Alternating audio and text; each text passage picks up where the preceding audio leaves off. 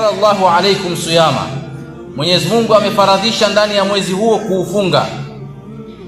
Yuftahu fihi abwabul janna, ndani ya mwezi huo milango yote ya pepo inafunguliwa kwa ajili ya kuwapokea waja wa Allah subhanahu wa ta'ala.